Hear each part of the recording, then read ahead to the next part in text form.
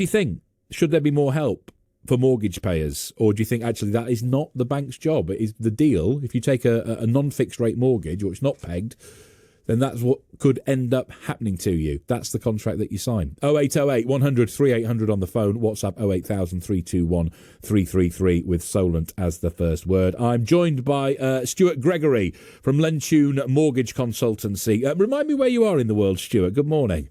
Morning, Pat. Yeah, I'm out in the sticks. I'm just outside of Brockenhurst. I knew you were somewhere local. That's why. That's why I wanted to get you on. I could have guessed that from your phone number, actually. 01590. Now, look, Stuart, you must be getting a lot of response to everything that's going on at the moment, and people really.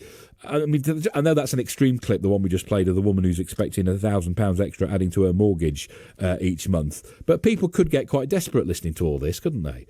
Oh, definitely. I think the thing is, we've had a period of 10 years where whenever people had a particular mortgage deal which came to an end, they weren't necessarily worried that as much when their deal came to an end.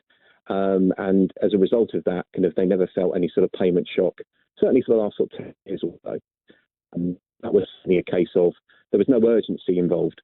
By that, I mean that if somebody went off a fixed rate and went on to a variable rate for a couple of months, it didn't hit them too hard. But now we've got scenarios where people might be coming off of rates of, say, 1.5% or 2%, and a lender like Nationwide at the moment might be charging a variable rate of up to 7.99. So we're talking massive changes, but the impact is very much based on personal circumstances, to be honest. Well, yeah, and also sort of like we heard, the equity that you've got in your house already is going to make a difference as to what help can be offered, isn't it? Yeah, I mean, generally what you've got at the moment is that the way in which the impact from last year of, let's call it the Liz Truss experiment, was we had a spike in rates which lasted all the way through till Christmas. Then from January, rates began to drop back down again. And all the projections that were coming out of the monthly meetings from the Bank of England was that they expected inflation to be 2.9 or 2.3% by December. And then 2 or 3 weeks ago, Andrew Bailey did a press conference, started warning that that might not happen anymore. And then suddenly we've had another spike in costs again. So the inconsistency in the messaging has not helped from that point of view.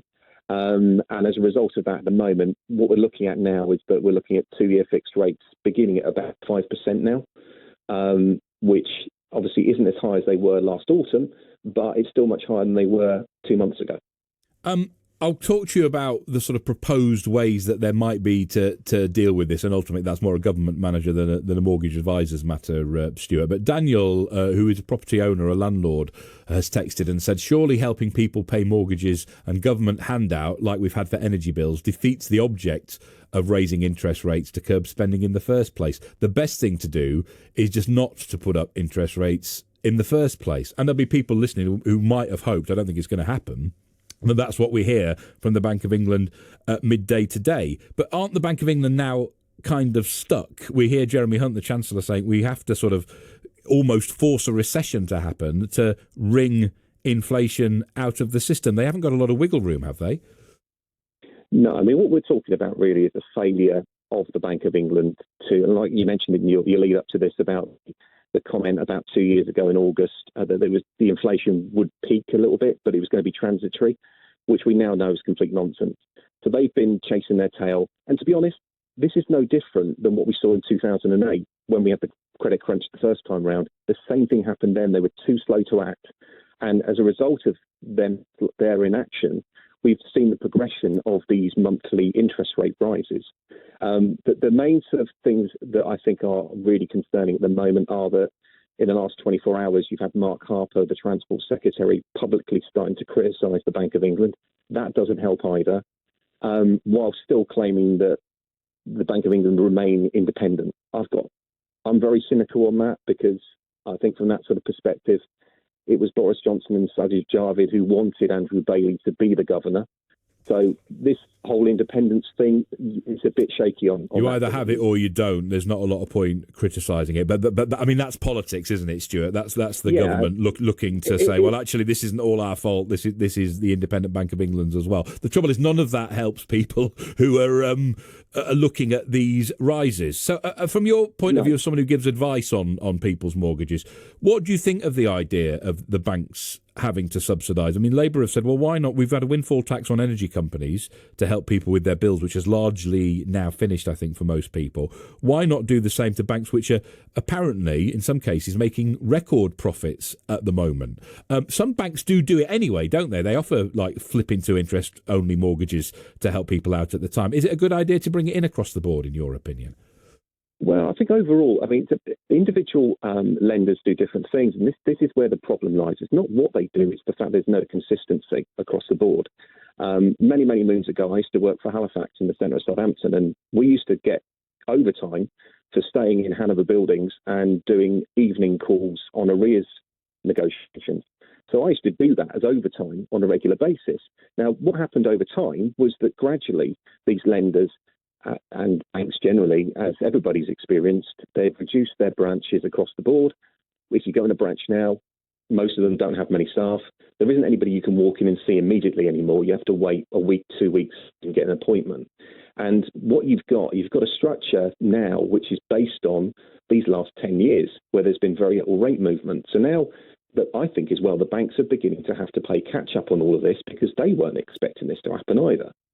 So the main thing really is that anybody who feels that they cannot afford their mortgage, the first port of call has always got to be their existing lender to question them on how can they help.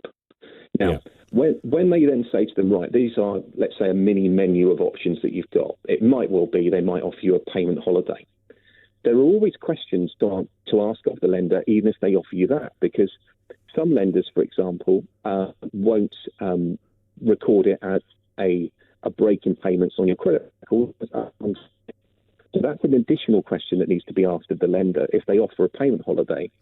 So from that point of view, the combination of speaking to a broker and speaking to your own lender is really good to do. Are people frightened to do that, though, Stuart? Because obviously you get your credit rating mucked up, and that's what people will fear might happen to them.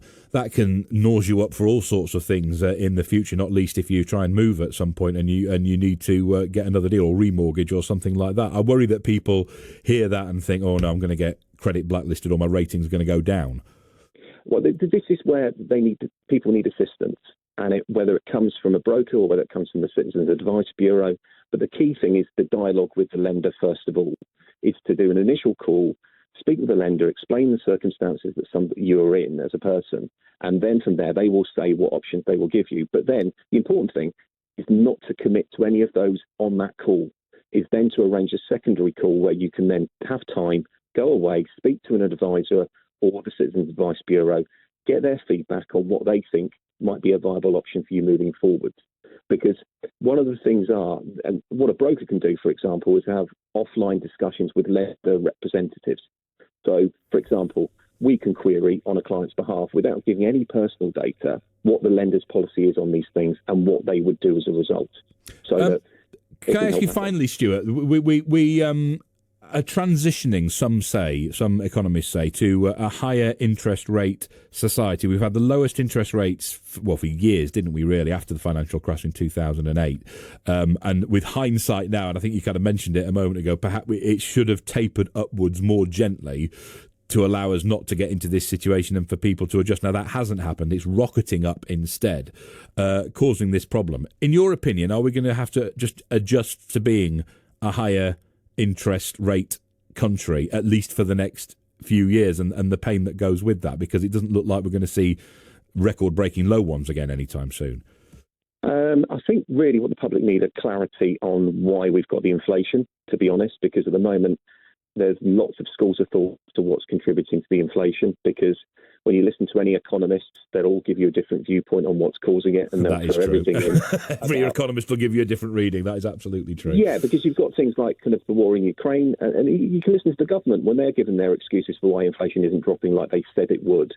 All those sort of elements on it as well, and you've got that should never be named, like Brexit and labour costs and that type of thing, which basically, again, it's a factor. It's not an overriding factor, but it's a contributory factor to where we are. And until the government and the Bank of England are being honest with people about what's truly causing all of these things, are we ever going to get a handle around it? That's the problem. So finally, Stuart, I've got to go, but just to take away from the end of this conversation, if you find yourself in trouble, talk to your provider first and foremost is your advice, because ultimately it's them who are taking the money out of the bank, and it's them who have to make the call about what happens next. And being proactive will help you ultimately.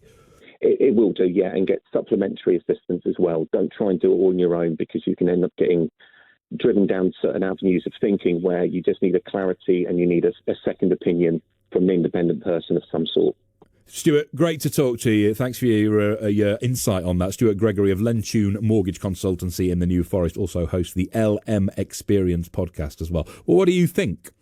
Especially if you are affected or know someone who is. Does more have to be done to help people out in that situation? Should banks be compelled to offer more products, or do you think it actually needs to go all the way up to government? The trouble is, every part of society is asking for financial help at the moment, isn't it? Energy bills, the hospitality industry is asking, now mortgages as well. At a time when our debt in this country is rocketing, can that possibly be afforded? 0808 100 3800 on the phone. Let me know what you think. 08000 321 333 with Solent as the first word on WhatsApp. You can email Pat Sissons Show at bbc.co.uk 1120.